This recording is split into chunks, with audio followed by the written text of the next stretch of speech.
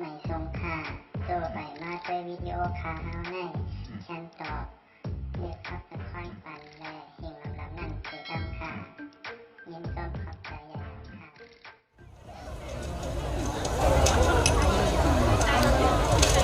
มันสูงเขาในมันสูงนับยำถึงอันเป็นพระราชสังฆาชยาภูมิเขาขขาดตั้งมาตั้งสิริอัมกานับยำถึงป้าอันเป็นเสาบัวเขาขาเสาแมวขาอันเปลือกพองงามคดีเลยป่าพื้นทุ่งพึ่งวันให้ในตำบลตั้งเสียงสิรินับยำถึงอันเป็นเสาชิดเสาหานเขาขาดตั้งมาตั้งเสียงเสื้ออันเลยดูหลวงจิ้งด้วยเนื้อแผ่นดินนั้นมึงจึงแต่ขาดทั้งหมดทั้งเสียงเสียงพี่น้องน้องเปียวเขาจึงยิ้มถึงซ้ายเสียงเล็กเจียมหนึ่งเจียมเขากูเศร้ากูเบื่อเด็กกูป้าเขาขอนับยำถึงเขาสุนทร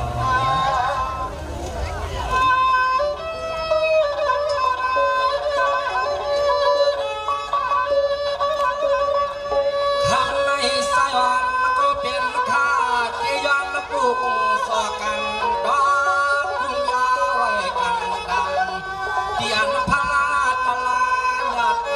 สังขาดนเจ้านี้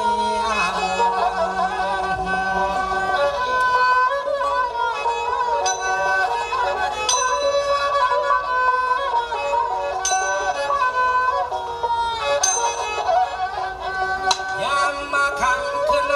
สายก็เป็นข้ามีไว้เสียงตาโยนวันเลยขอไว้สู้ที่จงยอดขังเจ้าเช่าอยู่ในห้างกองดอกพอยข้าเจ้าหอพอ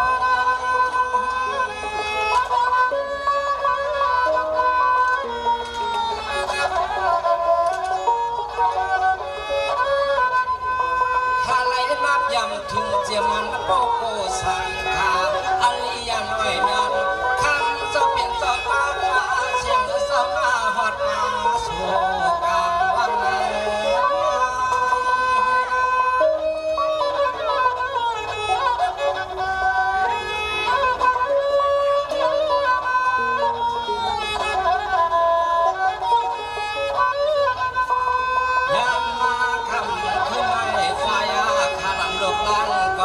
กระต่ายไว้ออ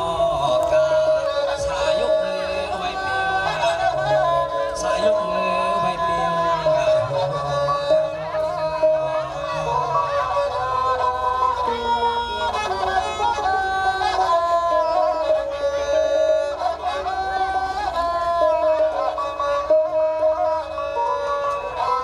เวลาเสียมันพบก็สังขาชยาดอกคำจะเป็นเจ้าสองอันตัวจะสองป้าก็เย็นสร้างลังเมื่อยามคำขึ้นในใสก็เป็นข้านี่ก็ย้อนเอาไว้ออกกาเสลย้อนดักนอนนาลา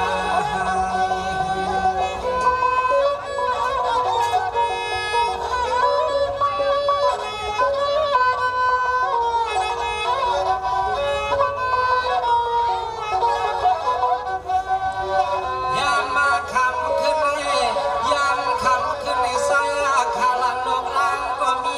สุดมาในวันเลยย้อนไว้สู้ก็ไว้สู้ที่ตัวนั้นคำเจ้าเช่าอยู่เนื้อจอม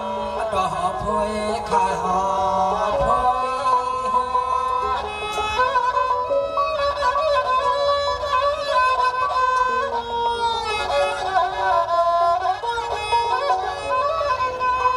เมื่อนางคำขึ้นในมวนข้าสิบยุยอันเป็นหมอกยา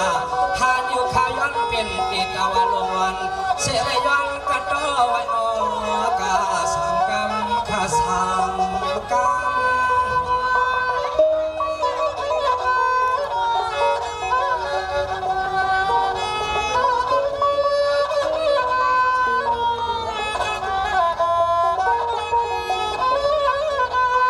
เสื่อมเฮือนยังคำเศร้าเลยเศร้าที่นวัด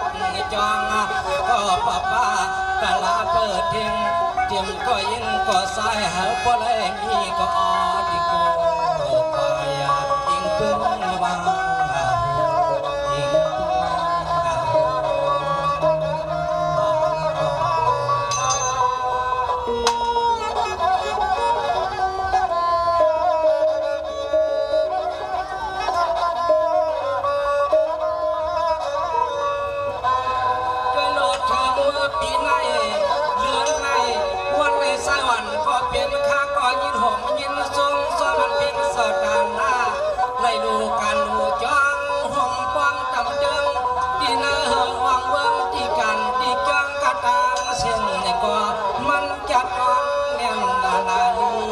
สุดสั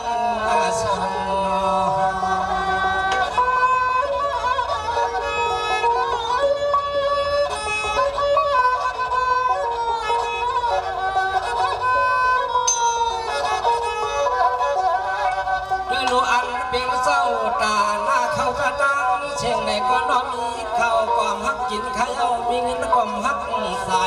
เฮ็ดเป็นโคกายขึ้นเมื่อที่เมื่อนิพพานมาถึงสมมันได้สอง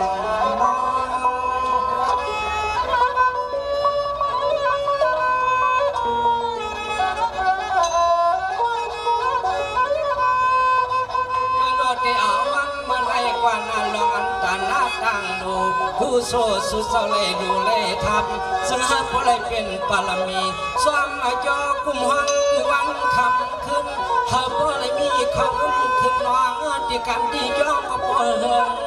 สายาว่าเอากุวันขึ้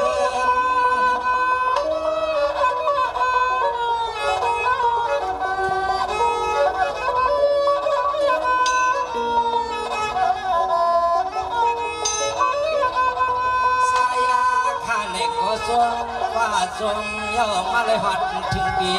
เดียนลับเดินทุ่งเมืองวันไทย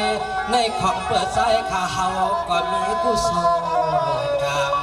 เตได้มาทับมาดูเอาข้อความมันย้อนไว้ลองอาสาเอาข้อความย้อนไว้ลองอาสา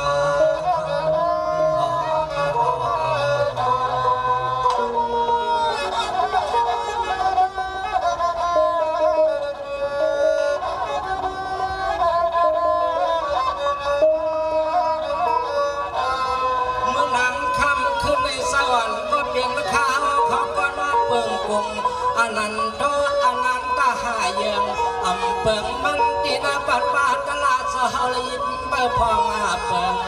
ขอจัดชินที่เลวันกวนเจือโมเลกัดเจือนหน้าอยู่ลืมกับหน้าเย็นนอ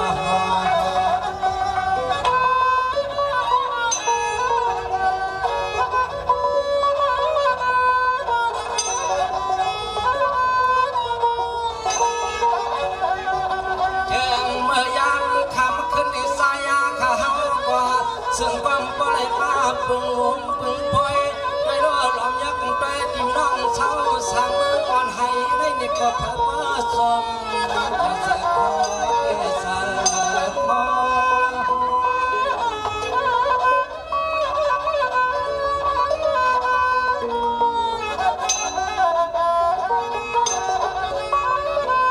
เพราะว่าจะยักษ์ไปเตียนฐานาฐานู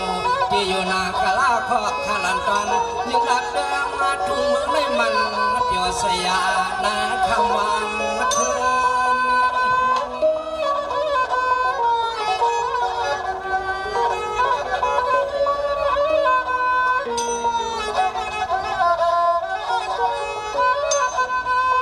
ห่างเปิงเมืองอะไรเมืองอะไรมีเขาเงินแหลกคำรอมยักษ์ตัวยาล้วนว่าสิ่งก้อมโป้เลยเศร้าที่นวันให้เลยผ่าก็ยินมยินโยจึงก้อมโป้เลยมาตั้งพุทธาออกมาพ่อนอนคำจะมีพ่อนอนคำจะมี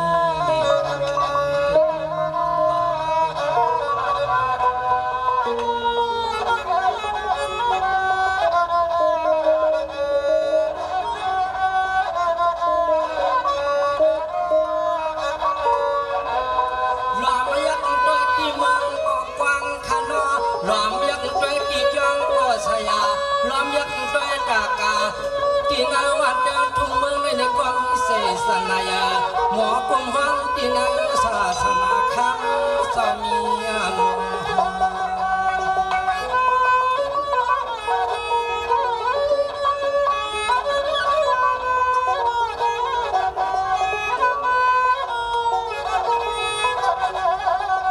รามยักษ์ด้วยที่ละก็รามยักษ์ด้วยที่ละก็มันจึงเฉดกุฏิกุตังรามยักษ์ด้วยที่เนื้อเจมโยเจเมียนก็มันแก่ลิเซเกลิเซ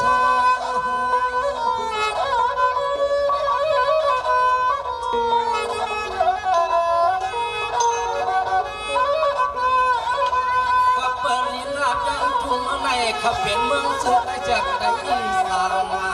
ด้วยโลกขับเปลี่ยนเมืองจึงได้จากได้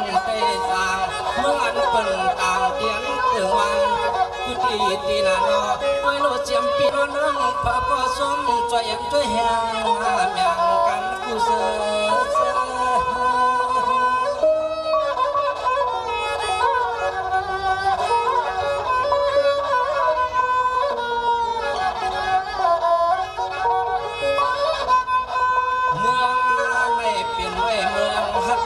หักนาเคยหักเจอหักเคยและเกติข้าหลำยักษ์ไปโลสิงก้อมปลมีจักเชกาเปิดเดือดลำยังเมืองเส้นไปอยู่กับจึงเอเสนเตียว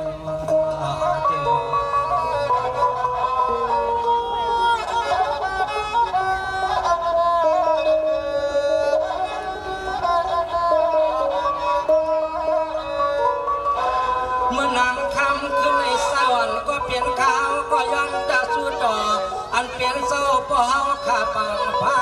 จึงเฮาก็จากกว่านาเอาในจึงเฮาบ่เลยมีสักดังนำเมียเธอก็มาย่องอังกูตาเสียคืนคำวันปีนอ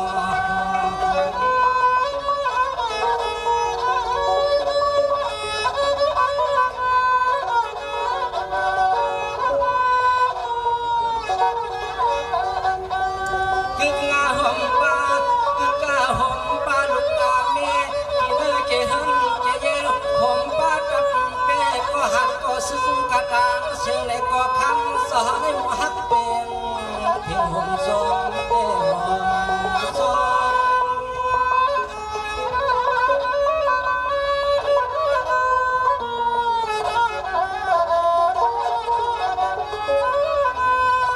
ด้วยโลภะก้มลำพังพอลัดออกตาสาวไหลออกป่าเช่นพอปั้มเจอก็เผยก่อนทำเองกันได้อย่าเปิงเมียวจึงก็มันจะดวนเสียบย่อเอากวนวัน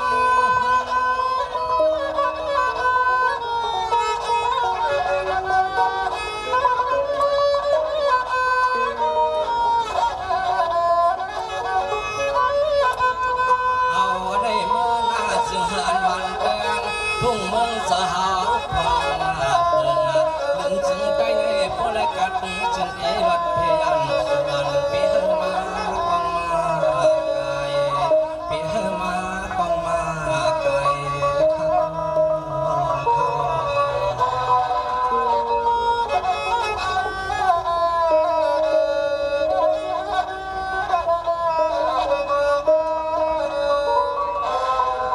ด้วยโลดเดียววันเมื่อในกว่านาเสืออันวันเมืองสาวในพวกเขาเปลี่ยนเลี้ยงวนขึ้นเงินนำคำนองพอยามมือแล้วก็เสือมันจะนอนกูทิ้งขาพาก็แล้วก็นอนเสือก็เลยมีเบ็ดตะวันหงมัดจมกัน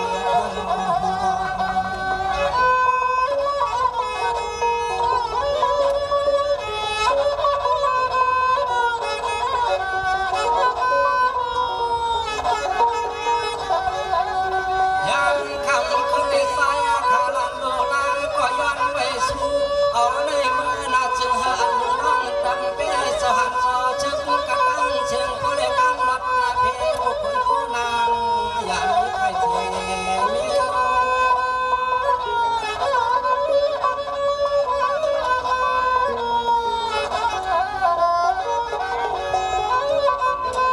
สายาก็เป็นเขาก็ขันขอความรัดอันโจพี่น้องน้องเสล็กถึงห่มป่าเจ้าสุดกาเจ้าหันกระตั้งเสล็กก็สายขาวก็ขันขอความกดดันที่ชาเกิดหรือวังมาเย็นที่ชาเกิดหรือวังมาเย็น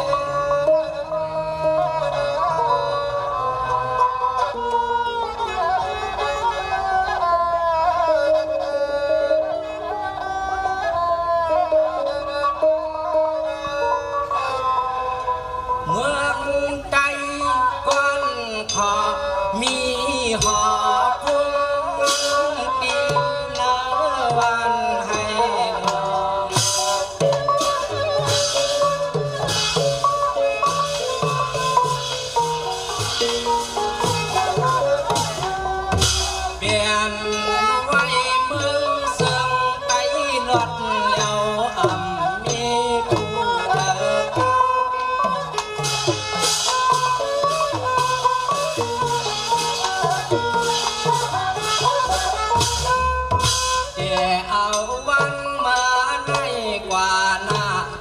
เฮอข่าวสามี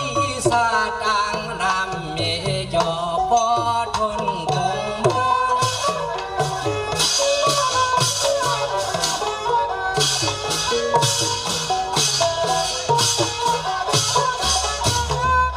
ซึ่งหามันเฮอ